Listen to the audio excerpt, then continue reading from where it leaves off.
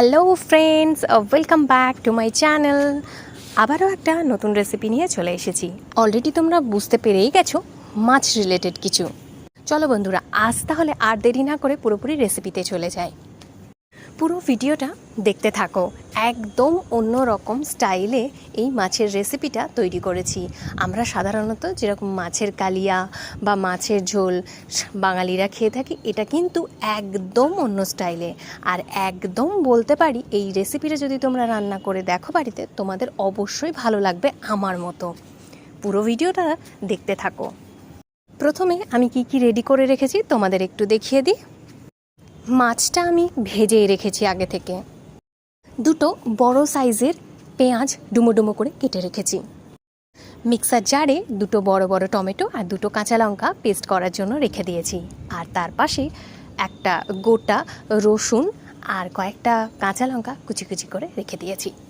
এই রেসিপির সবচেয়ে চমক দেওয়া পার্ট হলো 1 থেকে 1.5 চামচ মতো তেঁতুল জলে ভিজিয়ে রেখে দিয়েছি। এবার 3 থেকে 4 টেবিল স্পুন মতো সর্ষের তেল দিয়ে দেবো। আমি এখানে সর্ষের তেলে রান্নাটা করব, কারণ এখানে বেটার টেস্ট আসবে। তোমরা চাইলে ভেজিটেবল অয়েলেও করতে পারো, যে কোনো। এবার ফোড়নের জন্য 1 টেবিল স্পুন মতো সাদা সর্ষে আর 1 টেবিল স্পুন মতো গোটা জিরে দিয়ে দেবো। হালকা স্মেল আসতে যেই শুরু করবে, তখন কেটে রাখা ডুমো ডুমো করে পেঁয়াজগুলো দিয়ে দেবো। আর পেঁয়াজগুলো হালকা যেই ব্রাউন কালার হয়ে আসবে, কুচি কুচি করে যে লঙ্কাগুলো রেখেছিলাম ওইগুলো দিয়ে দেবো। আর 1 থেকে 1.5 মিনিট মতো হালকা আঁচে ভেজে নেব। এখানে আমি লো টু মিডিয়াম আঁচেই রান্নাটা করব। পেঁয়াজগুলো দেখো সম্পূর্ণ ভাজা হয়ে গেছে, ব্রাউন কালার চলে এসেছে। এবার পাশে যে আমি রসুনটা রেখেছিলাম, রসুনের খোসা ছাড়াবো না। এই রকম একটা হামালদিস্তা তো সবারই রয়েছে। পুরো রসুনটাকে খোসা সমেত পেস্ট করে নেব আর এই তেলের মধ্যে দিয়ে দেব। এবার আবারও একটু ভেজে নেব, রসুনগুলোর কাঁচা গন্ধ না যাওয়া অবধি। এই রান্নাটা তেলেগু স্টাইল বা আন্ধ্রা স্টাইলে যে মাছের ঝোল হয় সেটাই শেয়ার করতে চলেছি। ওখানকার মাছের ঝোলের বা সমস্ত রান্নাতেই কারি পাতা আর তেঁতুলের জল দিয়ে করা হয়। এতে রান্নায় একটা অসাধারণ মাত্রা এনে দেয় এবং আমাদের যে চিরাচরিত স্বাদ, তার থেকে আমরা একটা আলাদা টেস্ট পাই। আমার কিন্তু এটা অসাধারণ লাগে। তোমরা অবশ্যই রেসিপিটা পুরোটা দেখো, তারপর একবার বাড়িতে ট্রাই করে দেখো, আর কেমন লাগলো সেটা কমেন্টে জানিও আমাকে। রসুনগুলো কিন্তু পুরোটা ভাজা হয়ে গেছে। এবার যে টমেটোটা পেস্ট করে রেখেছিলাম, টমেটোটা দিয়ে দেবো আর একটু কষিয়ে নেব। এবার এই রান্নার সবচেয়ে ফেভারিট পার্ট, সেটা হচ্ছে বেশ কিছু কারি পাতা আমি রান্নাতে দিয়ে দেব টমেটোর সাথে। এই কারি পাতাটা যেই বন্ধুরা দিতে শুরু করবে আর মশলাটা কষতে থাকবে, তোমরা নিজেরাই একটা কারি পাতার অসাধারণ স্মেল পাবে। পুরো মশলাটা থেকে তেল বেরিয়ে যাওয়া অবধি কষে নেব। বন্ধুরা, ব্যাকগ্রাউন্ড নয়েজের জন্য সো সরি বন্ধুরা, আমার কাছে এই মুহূর্তে সাউন্ডপ্রুফ কোনো মাইক নেই। সো সরি, প্লিজ বন্ধুরা ইগনোর করে দিও। এ বাবা, তোমরা ভাবছো রান্নায় তো হলুদ নুন তেল কিছুই দিল না। হ্যাঁ, সবই দেবো রান্নাতে বন্ধুরা, রুকো যারা সবার করো। এবার স্বাদ মতো নুনটা দিয়ে দেব। 1 টেবিল স্পুন মতো হলুদ গুঁড়ো দিয়ে দেব। 1 টেবিল স্পুন মতো ধনে গুঁড়ো দিয়ে দেব। এবার সব মশলাগুলোকে খুব ভালো করে ভেজে নেব। বন্ধুরা, যারা আজকে আমার চ্যানেলে এই ভিডিওটা প্রথম দেখছো, তাদের সকলকে অনুরোধ জানাই, রেসিপিটা যদি ভালো লেগে থাকে তাহলে অবশ্যই একটা লাইক করে দিও, কমেন্ট করে দিও, আর সাবস্ক্রাইব বাটনটা হিট করতে ভুলো না কিন্তু। তোমরা সাবস্ক্রাইব বাটনটা হিট করলে আমারও উৎসাহ জাগে নতুন নতুন রেসিপি শেয়ার করার।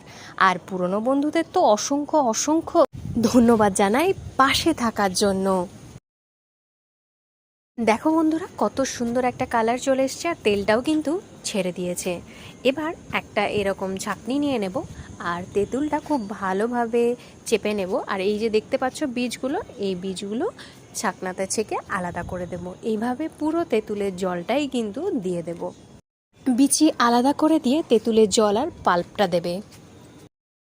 তেঁতুলের পাল্পটায় কিন্তু একটা ঘন ভাব আসবে আর আলাদা স্বাদের মাত্রা নিয়ে আসবে।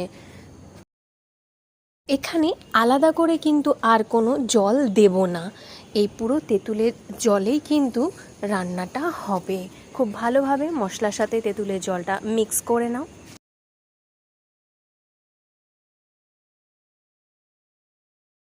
হালকা ফুটন্ত ভাব চলে এলেই এক এক করে ভেজে রাখা মাছগুলো ঝোলের মধ্যে দিয়ে দেব।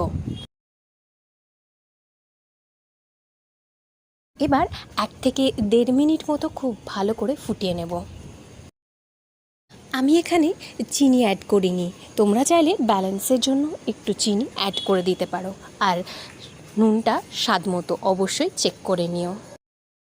ঝোলটা ফুটে যেই গামাখা হয়ে যাবে এরকম অবস্থায় গ্যাসটা অফ করে দেব। তোমরা চাইলে এখানে কুচনো ধনে পাতাও ছিটিয়ে দিতে পারো, কিন্তু আমার যেহেতু কারি পাতার ফ্লেভারটা অসাধারণ লাগে সেজন্য আমি আর ধনে পাতা অ্যাড করলাম না। রান্নাটা কিন্তু একদম রেডি। আর কি দারুণ একটা কালার এসেছে দেখো, গরম গরম ভাতের সাথে জাস্ট অসাধারণ লাগবে। বন্ধুরা, তোমরা এই রেসিপিটা যেদিন রান্না করবে অবশ্যই 1 মুঠো চাল কিন্তু বেশি নিও। রোজই একঘেয়ে রান্না ভালো না লাগলে এই রেসিপিটা অবশ্যই ট্রাই করো। আর এই গরমের মধ্যে মুখ একদম ছেড়ে যাবে এটুকু কথা দিতে পারি।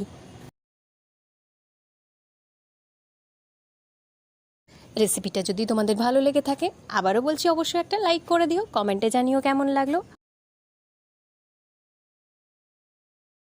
বন্ধুরা, আবারও নতুন রেসিপি নিয়ে চলে আসব।